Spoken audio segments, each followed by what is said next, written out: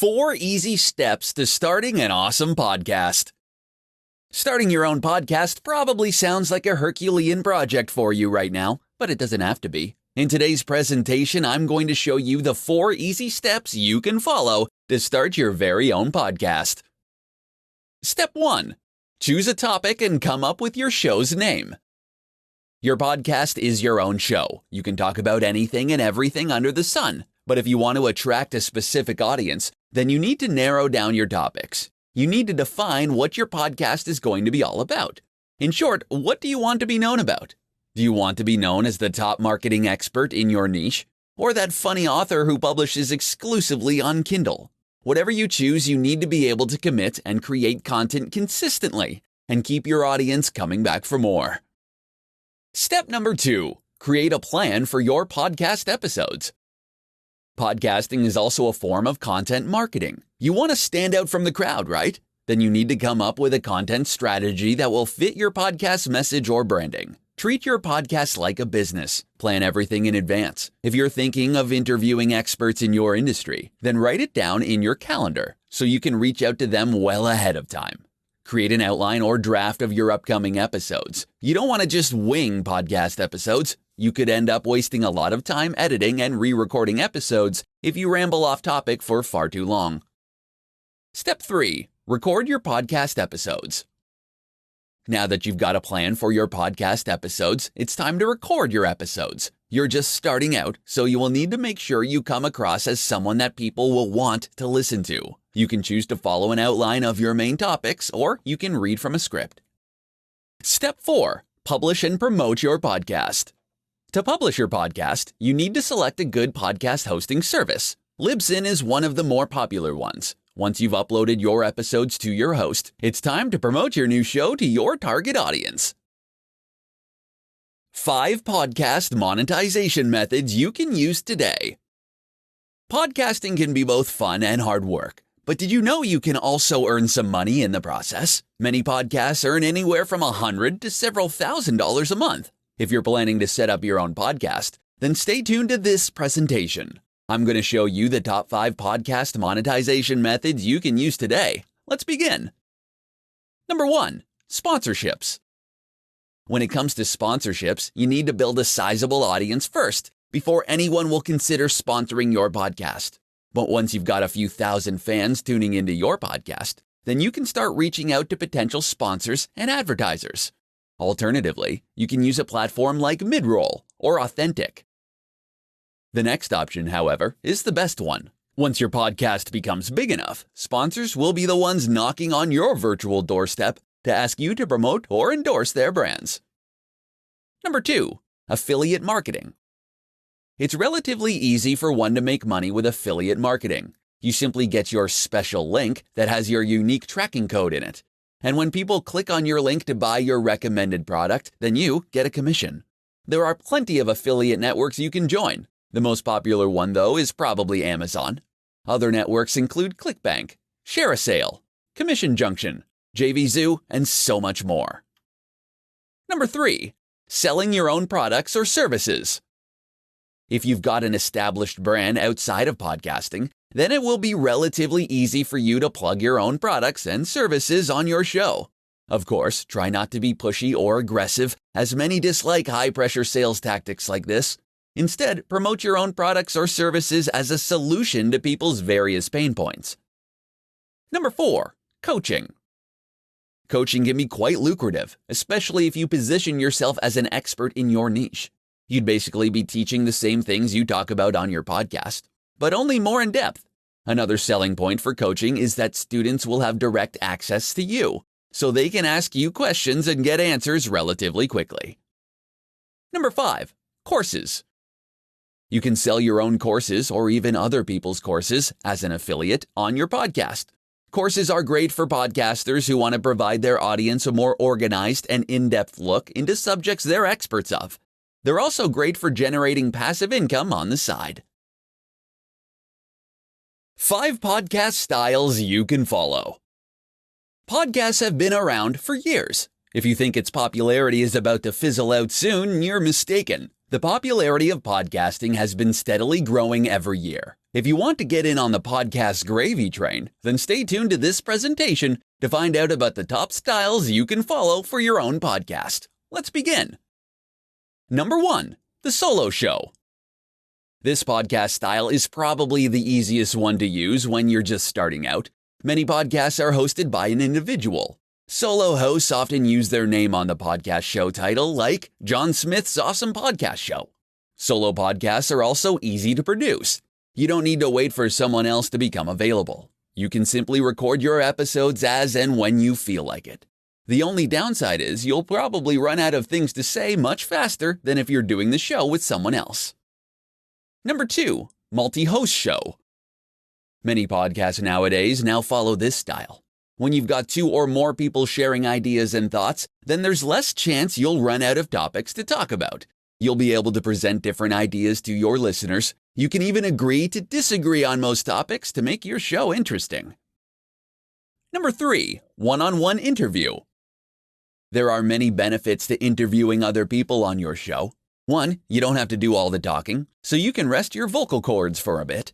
And 2, your audience will have someone else to listen to other than you and your co-host.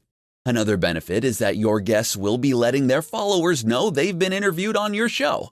This means that their followers can potentially become your followers too. Number 4, roundtable discussion. A roundtable or panel discussion is a lot of fun. You'll have different people chiming in with their opinions on different topics. Just make sure you put a time limit on the discussion because it's easy to get carried away when you're having a lot of fun with like-minded people. Number 5, storytelling. Some podcasts are in a storytelling format. Sometimes the host will be reading one story for the entire show. For other shows, they'll narrate one story over the course of an entire season. So it's sort of like a radio drama, but in podcasting format. 6 secret tricks to producing powerful podcast content. Podcasts aren't created equal. There are great podcasts and there are meh podcasts. Which one do you want to listen to every chance you get? Not the meh podcast, I'm sure. So, if you want your audience to stick around, then stay tuned to this presentation. Today, I'm going to share with you 6 secret tricks to producing powerful content for your podcast. Number 1, answer people's questions. People listen to your podcast because you promised to provide something of value to them. Or were you able to answer their all-important question, what's in it for me? If you want your listeners to keep on tuning into your upcoming episodes, then you need to find a way to keep on answering that question. Find out what they want to know and discover their pain points. Then talk about it on your podcast. Number 2, show people how to do things the right way. People love how-to tutorials. If you've got a podcast on making money online, then discuss specific methods and techniques to help people start earning money. Demonstrate your expertise by sharing the methods that worked for you. Of course, you don't necessarily need to give out all your secrets, but at least give them an overview to show them how to do things the right way. Number 3, be original and authentic. Many people listen to podcasts because they like the host's personality. If you sound like you're having fun and enjoying your show, then it's much easier for your listeners to hit that subscribe button. Number 4, plan your podcast content in advance. When you plan in advance, then you can basically tell your listeners what your next show is going to be all about. You can give them a quick background on your next topic to have them look forward to your next episode. Number 5, tell a story. Make your podcast engaging by sharing your personal stories or those of people you know. People may not remember specific methods and techniques, but they will most likely remember your stories. Number 6, add a call to action. Yes, your podcast needs to have a call to action as well. What do you want your listeners to do after listening to your show? Do you want them to subscribe to your email list? Do you want them to sign up for your online course? Don't leave your audience hanging. Make sure there's a call to action for each of your podcast episodes. 7 easy ways to promote your podcast. You want your voice to be heard, and you want people to listen to your podcast. If you need ideas to get the ball rolling, then stay tuned to this presentation. Today, you're going to know 7 of the easiest ways to promote your new podcast to your target audience. Let's begin. Number 1, submit to as many podcast directories as possible. Make sure you have your podcast title, description, tags, artwork, and a few episodes ready before you submit your podcast to directories. Your first stop should be iTunes, simply because it's the largest podcast directory in the world. Next, upload your content to platforms like Spotify, Google Play Music, Stitcher, SoundCloud, and more.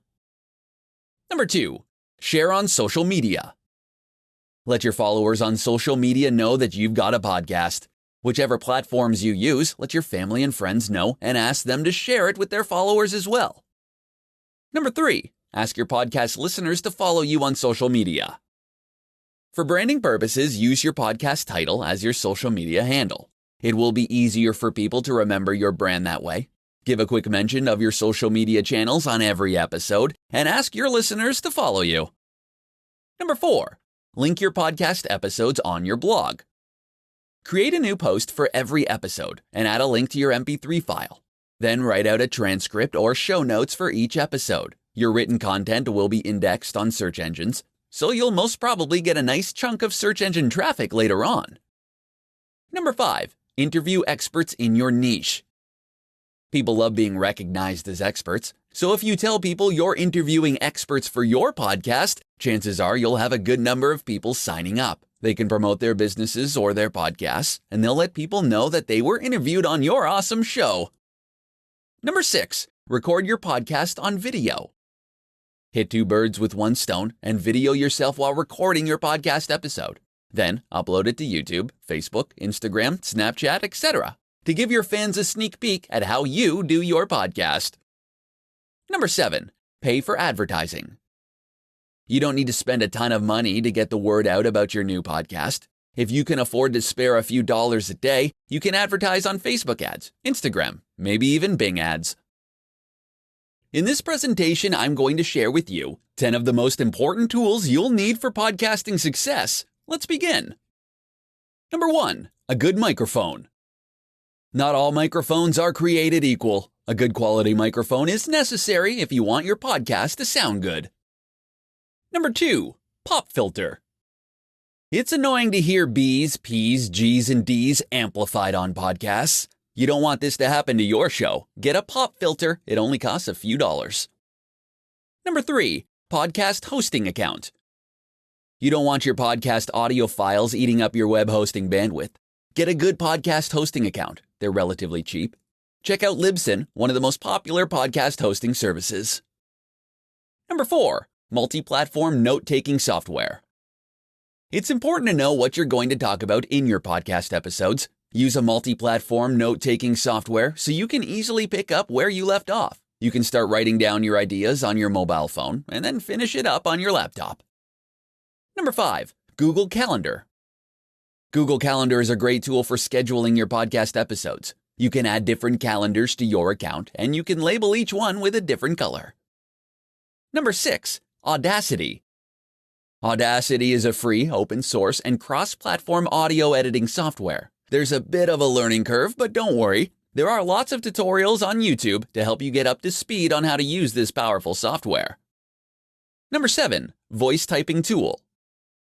Show notes are important for your podcast. You can hire a transcription service to transcribe your episodes, or you can use a voice typing tool. For best results, make sure you speak clearly and audibly so the software can make out what you're saying. Number 8, feed validator.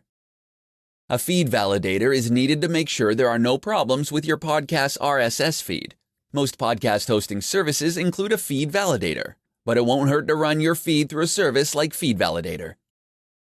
Number 9, graphic design software. An eye-catching artwork can make the difference between people checking out your podcast on iTunes or any other directory, or skipping it entirely. You can use Photoshop or a free tool like Canva to design your podcast artwork. Number 10, live streaming platform. Show your podcast listeners how you work. When you go live on platforms like Facebook Live or YouTube Live, your followers get a notification, so you get real-time engagement from your fans.